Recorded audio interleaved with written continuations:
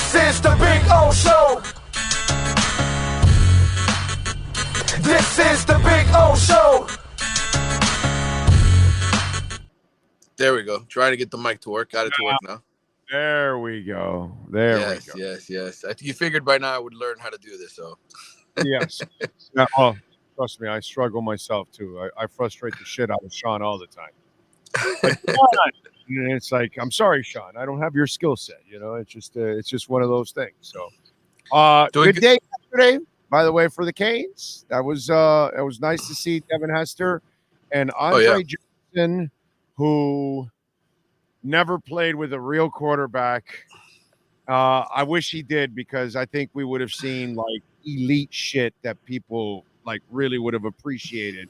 To me, Andre Johnson is one of the greatest talents I have ever seen at wide receiver, and I don't care that his stats will never match some of the top guys in the league or whatever and other things, but to me, Andre Johnson was as good as anybody, bro.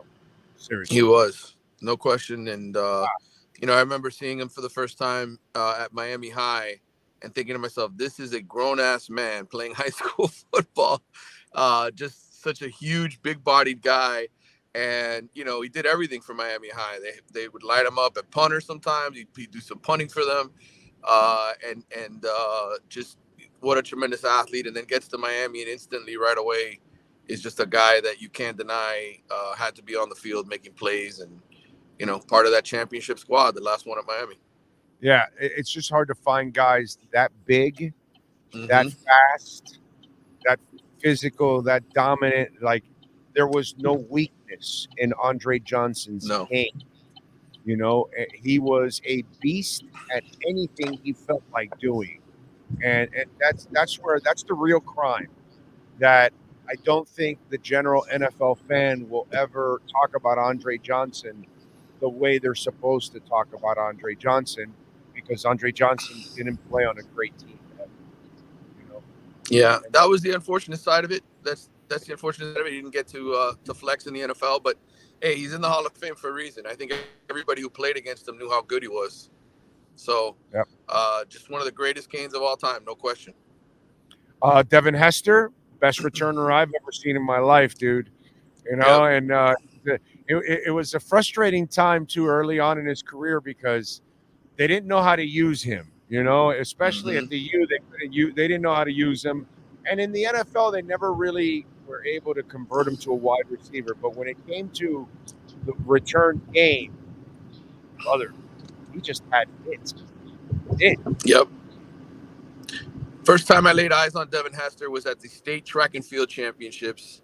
And I remember driving up to watch him run and do the hurdles and some of the other events that he was in. And I just remember thinking to myself, like, okay, now I get it. Like, this kid just has another gear that nobody else has in the open field, being able to just take off and explode. And it was special to watch. And then, you know, when he gets to Miami, like you said, didn't really know what to do with him because he was so freaking talented. You're like, I got to get him on the field somehow. And I still remember Larry Coker, like, giving him some snaps at running back, just trying to get him anywhere on the field so he can make plays. And just such a special talent. And it's a shame that people are only going to remember him as a kick returner, because I think, you know, if somebody would have taken a little bit more time to work with him, he probably could have been an excellent receiver. He might have, I don't know about excellent, but he at least could have become a consistent contributor to help you out somewhere, be a number 3, number 4 guy, you know, on your roster. Yep. You don't want to overwork him as a returner in a number 1 or number 2. And I don't even know if he ever showed those kind of skill sets. But I'm with you. I think if somebody would have really taken the time to work with his route running and all those kind of things, maybe they could have made him a little bit more. But, dude, as a returner, wow. Yep. It was... it got to a point where they feared him so much in the NFL that they did whatever they could to try to keep it away from him, and that was impressive.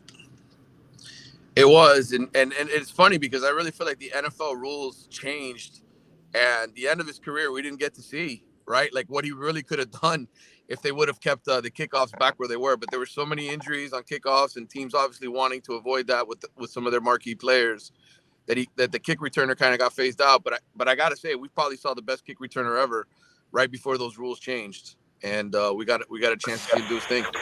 No doubt. Reggie Wayne should be next, dude. Right? I mean, there should be 12. There should be 12 at the very least soon. Yeah, they probably didn't want to put 3 Canes in yesterday, but did you see his tweet? Yeah, he wasn't happy. I know that. He was kind of like, what else, right? What else do I got to do? How much longer I got to wait for this? For those of you that didn't see it, there's Reggie Wayne's tweet yesterday. Current mood. And he just, that's it. Just current mood and put this guy's face. And you know what? I get it. And let me tell you, I thought maybe he would get in front of Andre. Yeah. Because he has the Super Bowl. He has the flashy stats with the big team. And, he played on the team that Andre never played on, in other words. Mm-hmm. Yep. There was a part of me that I would not have been surprised if Reggie got in and Andre had to wait another year. You know what I'm saying? But in the end, I think Reggie will be happy. He'll get in. Absolutely. Yeah, he's going to get in. He's not going to be denied. It's just a matter of when. I was thinking about this the other day. After Reggie, is Calais next? Yes. Oh, yeah. He should be in, right? Yes. Oh, God, yes. Calais? My God. Of course. Jesus, that guy was a dominant defensive lineman all throughout his career, man. Yeah. And if I remember correctly, didn't Calais Campbell have like a shitty 40 or something like that? Like, yeah, he didn't run well. He didn't run well. Right? Something didn't go well in his workout, and then they held it against him, and then he got drafted like in the latter part of the first round, and then he just exploded, and you got a bargain of a player at that point or something. I think it was like that, right? Was it Calais? I want to say like that. He wasn't a high draft pick to my memory. But obviously I want to say like 23rd overall or something is why the number that sticks out of my head. But I mean, just over 100 career sacks, right? That's what he crossed that threshold. I mean, he's got to be in. So game record, bro. Game record. And I don't know how many Pro Bowls, but it's just he would be number 13 in my mind. And then we'll find out who's next after that if Miami has anybody else of the modern day guys that would fit. Shit, you're better than I am at this. Who you thinking? I'm trying to think of. Oh, Greg Olsen. Greg Olsen, right? Tight end, right? Jimmy Graham would be another one. He had a great career. Right. What's it called? Frank Gore. Right. Mr. Gore has to because he's second all time in rushing. So how do you not put him in? McGahee. After that knee injury, if you look, his stats are Hall of Fame stats. Mm-hmm. Actually. There's a few guys that have a shot to get in. Okay. Yeah. Right. I know Otis Anderson was another one that people have sort of over the years had said maybe he'll get in on the back door right at the end. But oh God, if he hasn't gotten in by now in the Veterans Committee, when Randy Gradishar and McMichael are getting in, I don't know, man. I don't know on that one. But hey, listen, I don't have a problem getting Otis Anderson in there, but because he was special when he was with the Cardinals. I'm old enough to remember Otis Anderson playing and dominating with a shitty Cardinals team, by the way. Okay. Yep. All right. And a Neil Lomax that used to get injured all the time. Yep. If I remember correctly. If I remember correctly, that was one of the quarterbacks during his era. At that time. 14 is the most that any school has. I think it's USC and Notre Dame with 14 each.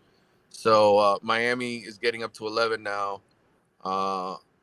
We certainly have enough candidates, I think, at the University of Miami to say they could potentially overtake both of those programs. All right, so Alonzo Highsmith left. Any word on replacing him? Nobody yet. Nothing that I've been able to come up with that's concrete. Mario likes to take his time, as we've come to learn, right? In terms of replacing guys, and I'm sure there's probably candidates in his mind, but he takes his time through the interview process. And the running backs coach that was hired, I spoke with my buddy Bruce Feldman yesterday. When the Jamil Adai news broke about him leaving for the Bills, and I I asked him about the hiring of the running backs coach. And he said the guy just killed it in the interview process. That's why they ended up taking him from USF. He's just a bright guy. So Mario, the interview process is important for Mario. He wants to be blown away there. There's a guy who coached with Lance Guidry, the defensive coordinator at Marshall, who could be a candidate. He's Cody C and cornerbacks coach, played at LSU, was a defensive back. And his name is escaping me right now. Gosh. Anyway, he's on Marshall's staff, coach with Guidry, could be a candidate. I think obviously Patrick Surtain, he's over at Florida State. That'd be a good steal for Miami. Florida State just had a tremendous defensive backs class. And you know, Jason Taylor's already here on the staff. You get another former Dolphin. That would be pretty cool, right? To have two of them on your staff. So, yes. So I don't know. I don't know where Mario's going to go with the DB hire or the administrative hire. I would say this. I would say people who saw the fact that Alonzo Highsmith really didn't have a huge imprint, right, on the job because Mario's so involved in the personnel decisions, it's going to be a supporting role, not a lead role. It's not a traditional general manager, right? It's more of a scout, assist Mario in accumulating talent and identifying guys. It's Mario's show, dude. I mean, yeah, it's Mario's show. So yeah, everybody's gonna answer to him when it's all said and done. So yeah, I would imagine that it's just going to be somebody he trusts to be an extra pair of eyes for him when it's all said and done. To, you know, a kind of a check with me guy for him. You know, hey, think about this, and somebody he trusts. So yeah, that's going to be somebody heavily in the trust zone for Mark Cristobal, I would imagine on that. All right, what else you working on the Athletics so folks can check you out, my friend? Well, listen, a lot of off-season stories, projects that I'm working on. My editor's got a list for me. I just came out with a quarterback story for the 2025 recruits in the state of Florida, if people want to read that. One of the kids is actually going to Michigan, the defending national champs here in the state. Carter Smith out of the Fort Myers area.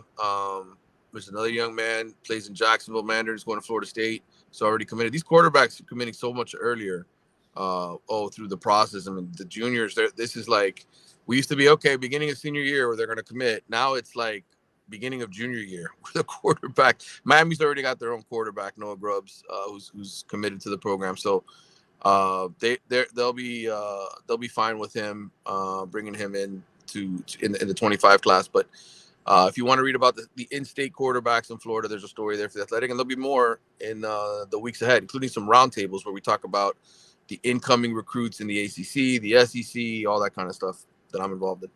Good stuff as always. Follow him on Twitter at Manny_Navarro. Manny, thank you, my brother. Appreciate you immensely. Have a great weekend, my friend. Thank you. You too, brother. Take care. You got it. Don't forget Caneswear, baby. Use our code BIG010. You will get 10% off. You're looking for some heat gear right there. Caneswear. They got all kinds of shirts and hats and jerseys and you name it. They've got almost anything and everything with the Canes logo on it. Jackets, classic jackets, sneakers, neon signs for your bar with the Canes logo on it, man. I'm telling you, Brett and all the great people out there, Jeff, you name it. They know how to get it done at Caneswear. 2566 or 2655, I'm sorry. South University Drive in Davie. Marlins gear, Panthers gear, Heat gear, Inter Miami gear, all kinds of Inter Miami gear, jerseys, Messi jerseys, all of that, man.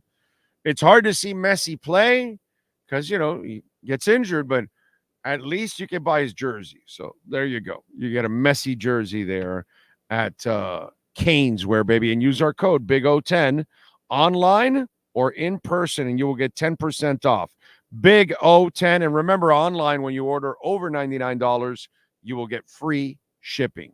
Caneswear.com.